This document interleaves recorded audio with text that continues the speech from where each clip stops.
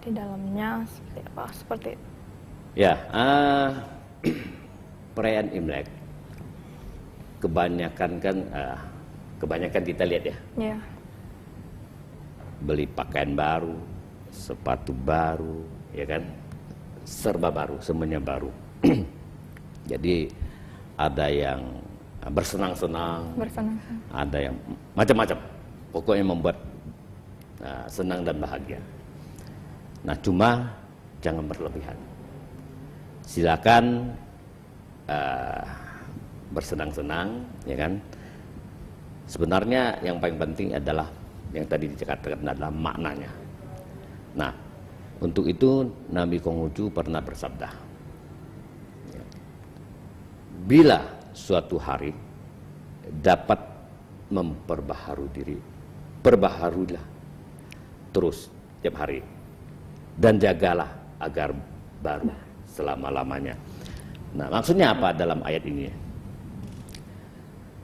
Kita selalu memperbarui diri, apalagi tahun baru. Jadi bagaimana caranya? Refleksi diri, introspeksi diri. Nah, kita akan berpikir tahun kemarin, apa yang telah kita perbuat, ya kan? Apakah perbuatan yang baik atau tidak baik? Nah, perbuatan yang tidak baik itu harus dibuang, disingkirkan. Sedangkan perbuatan yang baik itu harus dipertahankan, malahan ditingkatkan. Nah, sebetulnya makna yang terkandung dalam merayakan Hari Raya Imlek ini adalah perbaharui diri. Jadi Harus jangan diperbarui. yang kemarin-kemarin jelek tetap jelek lagi, ya kan? Yang kemarin-kemarin yang perbuatan yang kurang baik terhadap siapapun. Nah, mulai tahun 2565 berbuatlah kebajikan demi semua ya umat manusia, terutama orang dekat kita dulu, baru di sekitar kita, apa itu teman, tetangga dan lain-lainnya. Sesuai yang dikatakan yang disabdakan oleh Nabi. Nah, tadi kita Pak Suryanto ada mengatakan bahwa tidak boleh terlalu berlebihan. Ya. Nah, berarti yang paling penting ini makna ya Pak Suryanto Maknanya. ya. Oh ya, tadi saya bisa tambahkan sedikit. Sebetulnya momen Hari Raya Imlek ini harus dipergunakan dan dimanfaatkan untuk saling memohon maaf. Pertama, kita harus memohon maaf dulu kepada orang tua, bapak ibu kita, kalau ada kakek nenek, ya. Terus saling mohon maaf terhadap sanak saudara, ya, teman dan lain-lain. Yang pertama. Kedua, saling berkunjung, ya. Terutama misalnya kita dengan abang atau ipar atau siapapun yang lebih tua datang berkunjung, ya. Mohon maaf, ya. Sambil ya biasalah bincang-bincang, ya kan. Nah, begitu juga sesama teman. Jadi momen ini harus dimanfaatkan di dalam kebajikan, bukan sekedar hura-hura. Gitu. Perayaan Imlek biasanya ada yang namanya angpau. Ya. Selalu identik dengan kata angpau. Nah, pada sehari-hari banyak yang mengatakan selamat tahun baru Imlek, mana angpaunya gitu. Yeah. Nah, angpau ini maksudnya gimana ya? Angpau, kalau diterjemahkan dalam bahasa Indonesia, ang itu merah, pau itu amplop. Jadi amplop merah. Ya, tentu biasanya ada isi, ya kan? Nah, di atas amplop merah itu biasa ditulis keberuntungan. Apa itu kata atau kalimat, ya, ada beberapa kata berarti kalimat. Ya, yang biasa kita lihat fu itu keberuntungan. Nah, angpau ini, ya, misalnya kita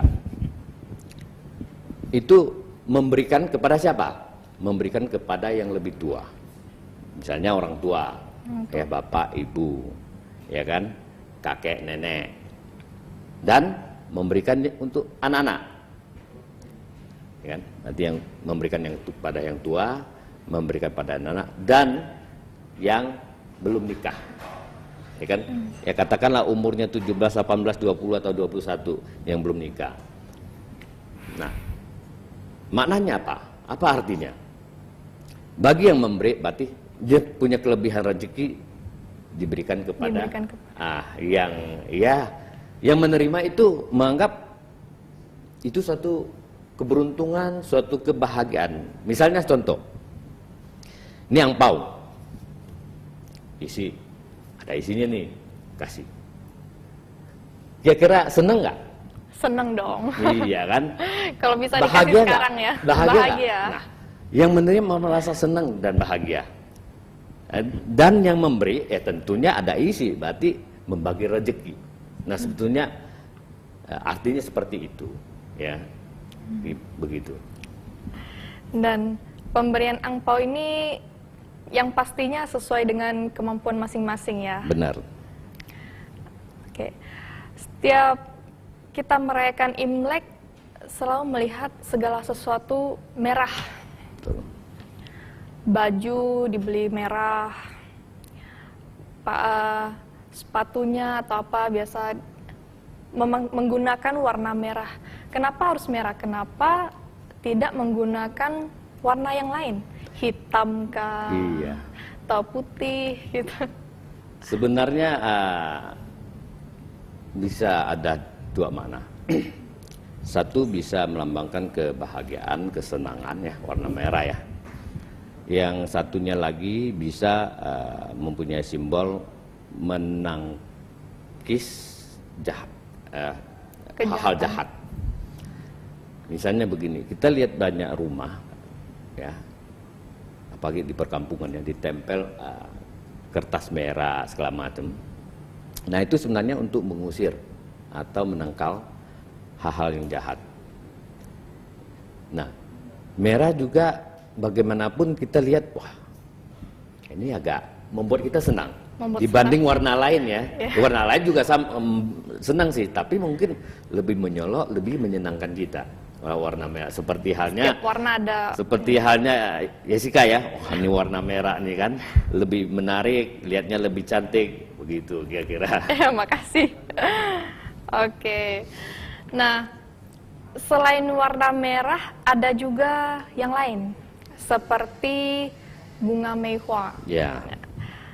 Yang kita kenal biasanya di rumah-rumah itu suka dipajang bunga meihua, dihias bagus-bagus gitu. Apa sih makna di balik semua itu? Meihua. Mei itu cantik, ya kan?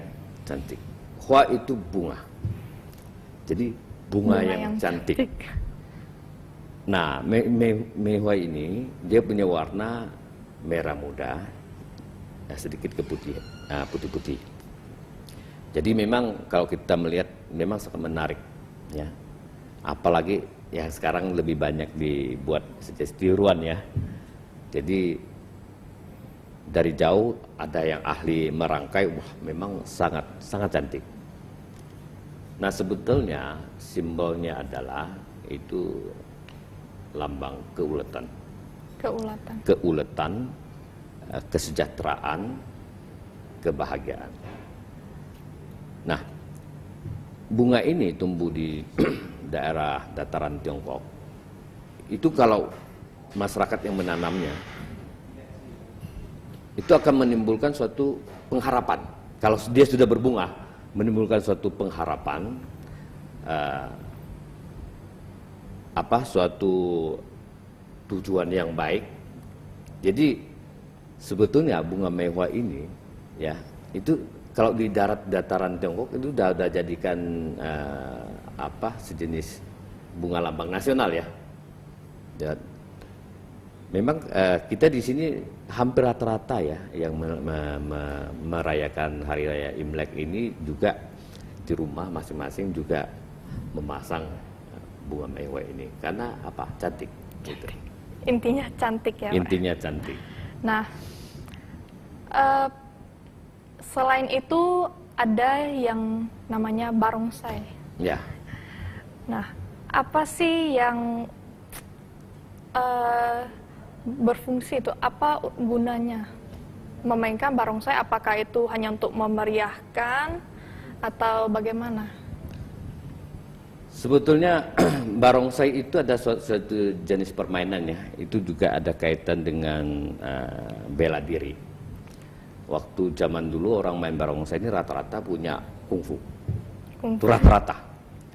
Sama halnya dulu kakek saya ahli main barongsai. Itu di daerah Sungai Pinyu. Jadi betul-betul ahli. Dia orang Guanghu ya, yang ahli bela diri. Jadi dia main barongsai ini barongsai hijau. Barongsai hijau. Ya, kita sih dengar cerita dari paman bahwa barongsai hijau itu memang yang terkuat katanya. Nah,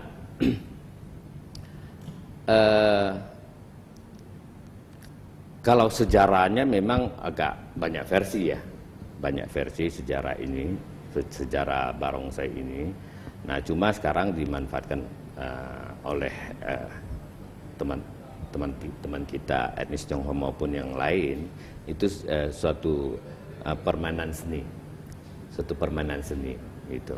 Ada suatu pertunjukan lah. Pertunjukan ya. Nah, di dalam tadi kita sudah menjelaskan panjang lebar tentang warna merah segala macam. Nah, ada pesan untuk pemirsa kita? Oh ya, ini dalam rangka hari tahun baru Imlek ya, 2565. Ini tahun baru Imlek. Itu awal kerja baru bagi kita semua, awal kerja baru dengan semangat baru dan perjuangan yang harus terus menerus untuk mencapai suatu kesuksesan. Itu pesannya, awal kerja baru, semangat baru ya, dan perjuangan baru. Oh ya, ada satu lagi khusus umat Konghucu yang mempunyai jejaring sosial seperti Facebook. Nah, kebetulan saya membina satu grup, namanya Grup Belajar Filsafat Konghucu. Sekarang sudah ribuan anggota, dan ini untuk menambah ilmu pengetahuan agama Konghucu aja, dan di situ banyak tulisan ya. Jadi boleh dimanfaatkan oleh semua pihak, terutama umat Konghucu. Dalamilah agama Konghucu ya, minimal melalui jejaring sosial. Begitu. Terima kasih. Dan mungkin terakhir saya harus mengucapkan salam saya okay. Kepada para pemirsa yang merayakan hari raya Imlek, saya ucapkan Kung Si Fa Cai Wan Se Rui. Salam dalam kebajikan, Wei Te Tong Tian. Pemirsa, tidak terasa kita sudah sampai di penghujung acara Mimbar Konghucu ini. Nah, semoga penjelasan yang telah disampaikan oleh Bapak Suryanto dapat bermanfaat bagi kita semua, khususnya umat Konghucu. Saya Jessica Cukarestu bersama kerabat TVRI Kalimantan Barat mengucapkan selamat tahun baru Imlek 2565, Kung Xi Fa Cai Wan Shi Rui. Sebelum mengundur diri, saya dan kerabat TVRI Kalbar juga mengucapkan terima kasih atas perhatiannya dan kebersamaannya. Terima kasih. Sampai jumpa lagi di Mimbar Konghucu yang berikutnya. Sampai jumpa.